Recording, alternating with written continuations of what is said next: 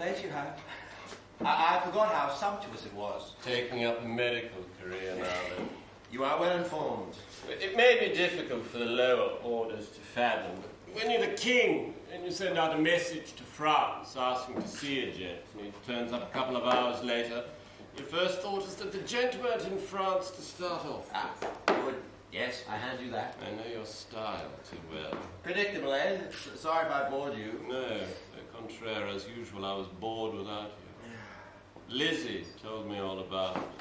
Where is she? I must talk to her. You've gone home. I have to see her. Stay where you are.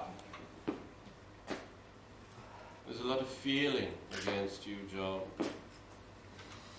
I know the court welcomed you back tonight with open arms, but that's because they want something to talk about. Lower down. Your coachmen, your innkeepers, your merchants, they ain't got a good word to say about you. Coward.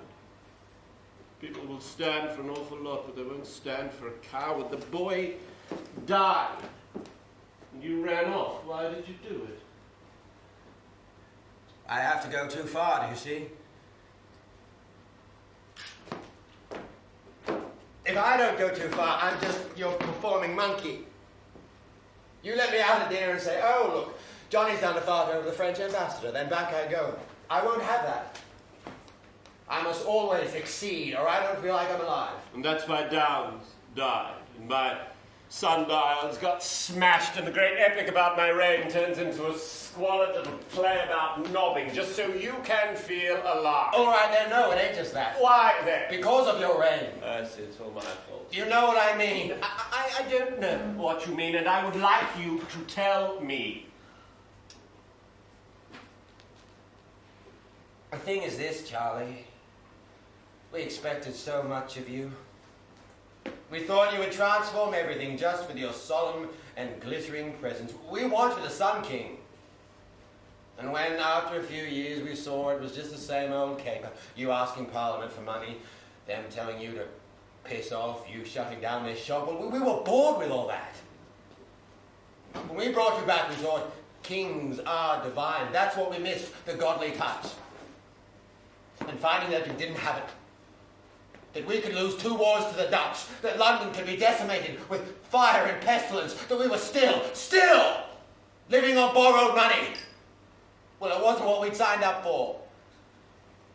I can forgive you a great deal, but I can't forgive you for not being a god. That is fiddle, John. You can ask for godly, but until God has a single useful idea about economics, he wouldn't be any better than I. It's not about money. It's always about money. You talk about your disappointment in me. It ain't a fraction of my disappointment in you.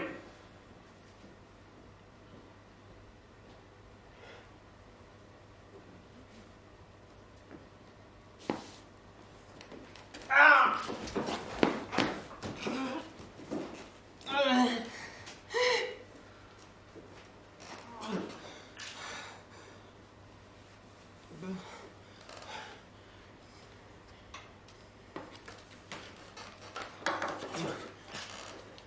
I received a letter from my father when I was 5. I was just old enough to realize it wasn't safe for him to be in England. I was sitting in a garden with my mother, and this gruff cavalier came pounding towards us, ignored my mother, and handed me a package of letters. I never met my father, but the letters had a smell which I knew was his. The letters in my hand, the fact that they were from me and from my father. In the moment before I opened them, I knew the most intense surge of certainty that I was where I belonged and that everything would turn out for the best. I read them. I can't remember what was in them, the usual stuff.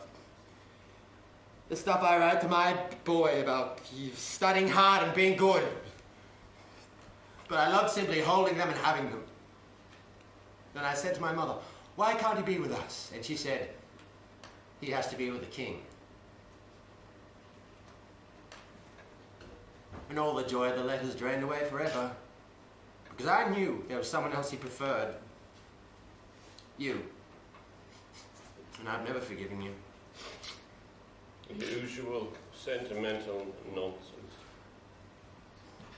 He didn't have to be with me. The reason he wasn't with his family is the same reason you're not with your family now. He didn't like you. That's not true. He was too busy getting pissed somewhere to be bothered with you. It isn't true. I knew him and you didn't. He was a piss artist. Not without flair, not without a reckless streak, but at heart a piss artist, just like you. Damn you, you king the overbearing bastard!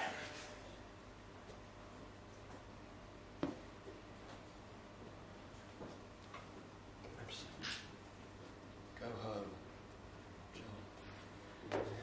I will.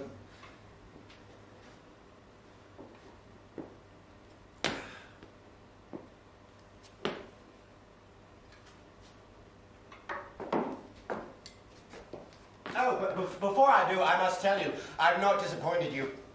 I've finished my epic on the rain, a masterly work of verse. It encompasses religion, politics, and philosophy in one dizzying verbal swoop. Would you like me to recite it? I'm waiting.